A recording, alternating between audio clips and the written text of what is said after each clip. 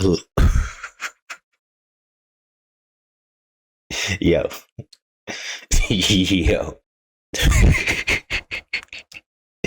yo, I forgot how to do this shit. I feel alone. That shit sounded so sad.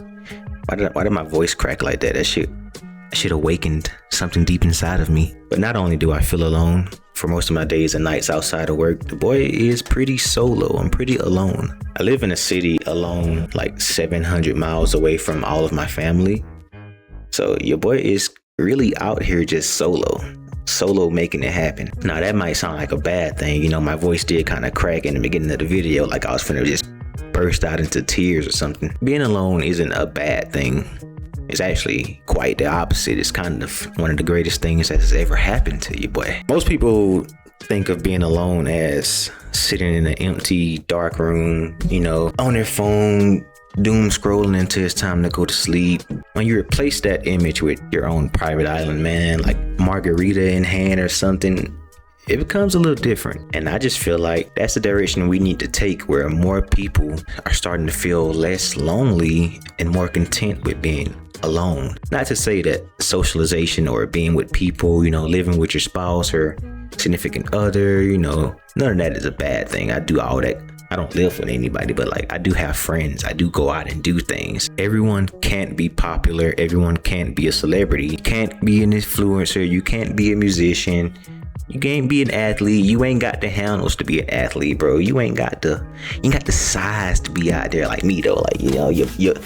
Your boy got some. The majority of us are really just meant to live average lives.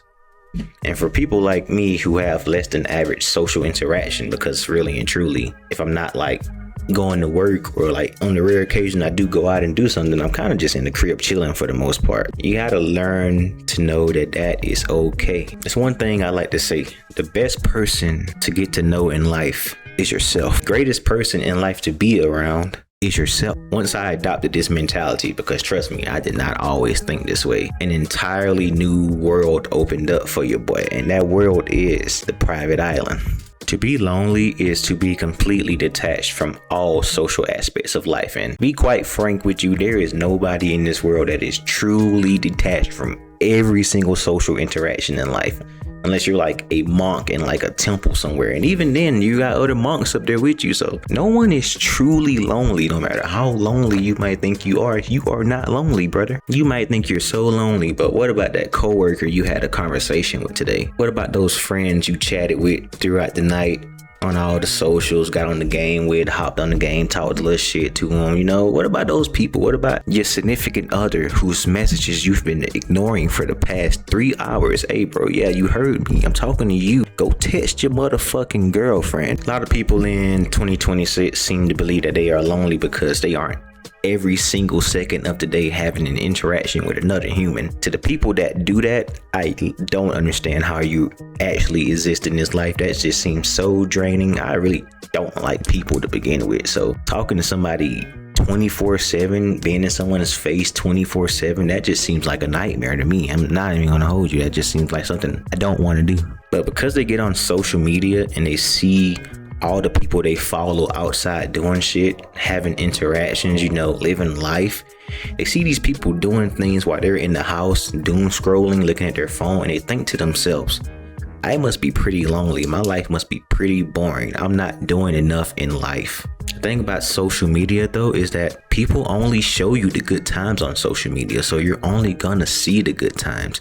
They don't show you the times when they're sitting on their couch doing the exact same thing you're doing, looking at the TV, doom scrolling, just existing. They don't show you those times because that wouldn't be interesting. They only show you the good times. Yet because you only absorb the good times in someone's life through social media, you seem to think that they are just out here, always living, always doing something while you're not. You begin to compare every part of your life to the good part of that person's life. Case in point, I travel a lot. Whenever I do post on Instagram, it's mostly of me traveling. I don't travel all the time, but I do travel a lot. But yet my stories would make it seem like I'm just out here, in a new location every single week, Kansas City one week, Denver the next week, San Diego the next week, Chicago, like all these different places. Those trips are like 3 or 4 weeks apart, if that.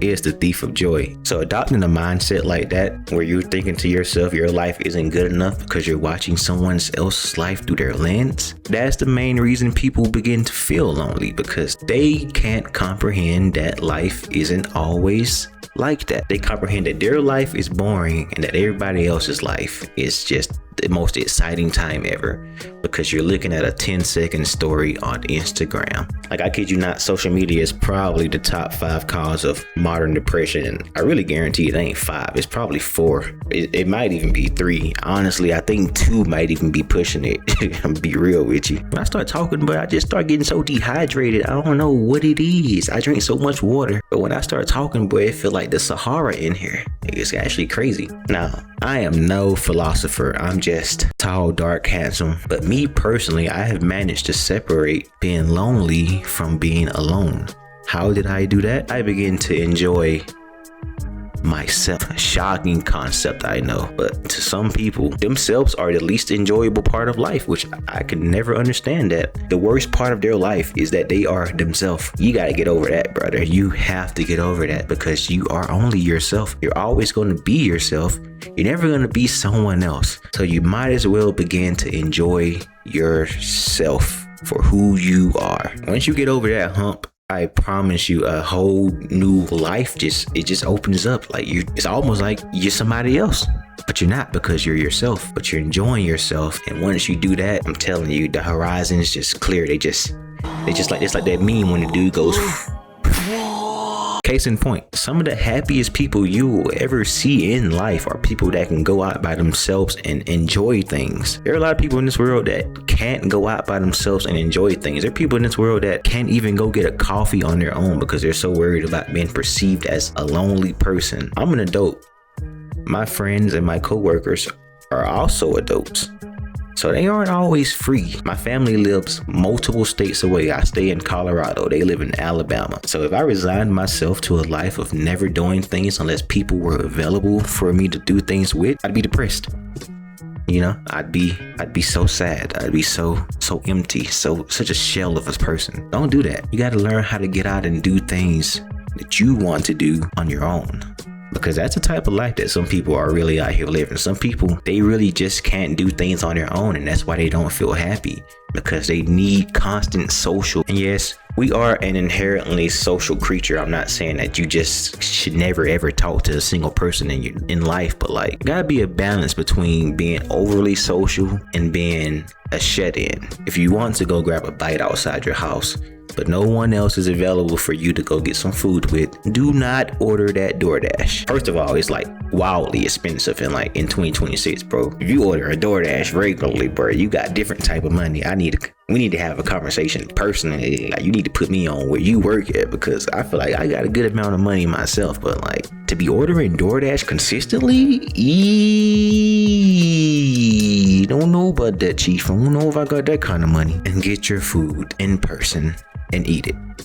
No one will think you're some lonely weirdo for eating alone. I promise you. One of 2 things will usually happen from my experience.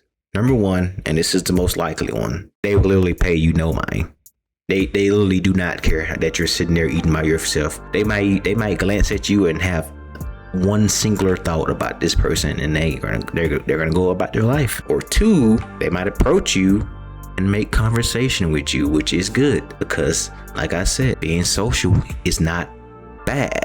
I saw a video of a woman that approached another woman who was eating alone, asking her how did she have the confidence to do that. So it can lead to situations like that, where you just having the confidence in yourself to go out and grab some food alone can elevate the confidence in other people to do things that they might want to do. You might be looked at as an inspiration. Like, it's really not that bad to go out and do things on your own. I promise you, it's not going to be the end of the world. No one is going to think you're fucking some weird ass hermit or pervert or some shit. I don't know, bro. That's what they be thinking these days. What I really mastered is the art of taking trips alone. Like, this is the private island for me. Taking a solo trip. I do this shit religiously. This is what I do in life. This is my Super Bowl. Yeah, this is my NBA finals. Taking a trip somewhere alone, I live for it, bro. I need that. I need that. I really do need that. Not only is it better to be able to do everything that you want to do on a trip without having to split your itinerary between like multiple people, but it really allows you to like explore yourself more as a person and become more in tune to what you like. In my case, the more I traveled, the more I began to notice how much I love the scenery of the world. As I moved to Denver, I did begin to reflect on some of my past trips I've taken, such as a 2023 trip to San Francisco, where I filled my photo gallery on my phone with pretty much every picture I could ever take of the Bay Area. Shit was lovely, I'm not even gonna lie to you. But then I also had took a trip to New York in 2021, post-COVID. I didn't take many, if any, pictures of New York City at all. Every time I think back on that trip, I'm like, man, your boy should have taken some more pictures. But in that moment, it kind of clicked on me that, damn, I really like taking pictures. And I'm really sad that I didn't get to take more pictures of New York. Taking these solo trips, it allowed me to slowly but surely discover that I like taking photos. And not too long after this, I got a Sony a6400. That's what I'm recording this on right here. I got an FX30 right here. This is my cinema camera. I'm taking this to Tokyo. Cannot wait to get some good videos and shit on this with my little anamorphic lens. Come on, man. I also got a little cheap little Nikon FG film camera for my film photography. You see the Cine. You can't see it because it's not in focus. And I don't know. There you go. Yeah, you see that? You see that shit? That shit tough, man. That shit actually tough. And none of these cameras would probably be in my possession if I didn't start taking trips solo and like discovering the things that I like to do. Because when you're taking trips with friends, you don't really get a chance to discover what you really like to do or what you like to see, because you're too busy spending money and like doing things like, you know, going to shopping, going to the mall, doing all that, going to different places, like going to amusement parks. You kind of already busy doing things that you know you like to do, so you don't really get a chance to see what else you like. This is not to say that every trip needs to be a solo trip. For example, I do have a 2-week trip to Japan. Now, this initially started as a solo trip, but not too long after going public with the trip plans, I did have a friend that kind of wanted to come along, you know, kind of bought their plane ticket, kind of was like, yeah, I'm coming. I was like, for sure. But yeah, they'll only be there for 1 week. So I'll have 1 week with the homie in Japan, and then 1 week to myself. And I'm going to spend that 1 week to myself, taking photos, traveling all over through Tokyo, maybe even the countryside of Japan, like just having a good photography journey. And then the 1 week that my homie is there, probably be doing more of the traditional vacation shit, like doing fun shit, exploring, eating good food, spending lots of money. Hopefully not too much money. I had a budget of like 10K for Tokyo, and everybody I asked told me that I'm fucking stupid and that 10K is like a fucking 2-month loan budget for Tokyo. Apparently Tokyo is just like I knew the yen was lighter than what we have over here now, but apparently it's just like $10,000.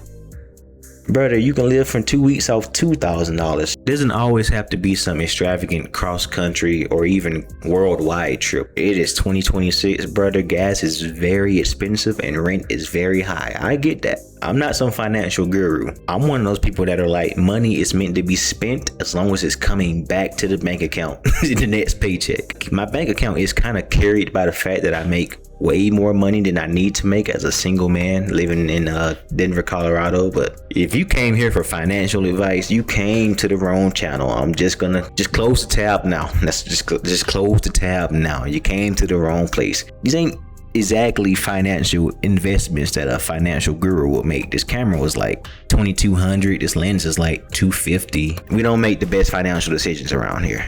Just dip your feet into it. Don't just see this video and just book a week-long trip to Chicago by yourself, because you might not like it. If you live in a big city or you live near one, like New York City, for example, take yourself on a day trip throughout the city by yourself. Just eat some good food, find some cool spots, do some cool stuff. If you live near a beach, take a trip to the beach by yourself. Do you live near mountains like me? Well, that's great. Go take a hike up there to the mountains by yourself. Even if you live in the most boring place possible, and trust me, I think I have lived in the most boring place possible for the majority of my life. I am from Atmore, Alabama. That might be one of the top 10 most boring cities you could ever think of. So even if you live in the most boring place possible and there is not shit to do in a 60-mile vicinity of that area, there's still something out there somewhere to do. Even from Atmore, Alabama, the beach was like an hour and a half drive. I could get to Atlanta in like 3 hours. I can get to New Orleans in like 5 hours. Those are doable day trips. Even with gas prices, those are doable day trips. No matter where you are, there is something in reach that you can do by yourself and have fun in America. Unless you stay in the middle of Kansas. That place, bro, that stretch of states, Kansas, Nebraska on top of it, South Dakota on top of it, North Dakota. If you stay there now, I don't know what to tell you, bro. I really don't know what to tell you. What is in those states? Let me pull up a map. Don't ever go to Kansas. Having a camera on a solo trip just transforms the experience, because now not only are you just there existing or vibing, you're actively engaged in what you're seeing, actively engaged in your environment and scanning the area for the perfect shot. And that shit just like elevates any trip, makes the trip way more than just a drive and a vibe. The trip I took from Denver to San Diego with a stop in Vegas was just elevated by having all my cameras with me, because now I was stopping, engaging, taking photos, experiencing, memorizing, if that makes sense. So yeah, man, buy a camera. Matter of fact, you really ain't even gotta buy a camera. You have one of these. If you got one of these, this is a good camera already. And if you do solo travel, no matter if it's to a different city or just a neighborhood in your city, just take pictures of everything and anything interesting, because you never want to be like, damn, I wish I took more pictures.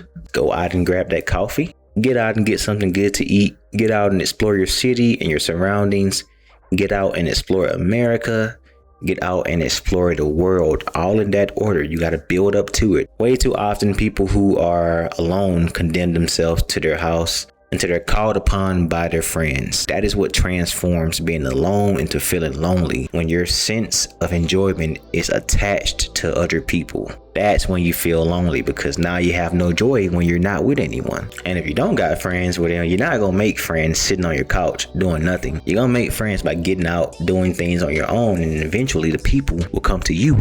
Last but not least, this one is more tailored to me, especially in this day and age, but try not to let social media, politics, and the world bog down your mind too much. Currently right now, bro, between the high gas, the Rick Chow thing, the Austin Metcalf, Carmelo Anthony trial, and all the redistricting going, I did not pronounce that word right. We're gonna have to start that one over. I can't go out like that now. I can't just be sitting here messing up words like that. The great redistrict. Wait, how do you say that word? The great redistricting. I'm in my head now. Okay, I know how to say this word. Redistricting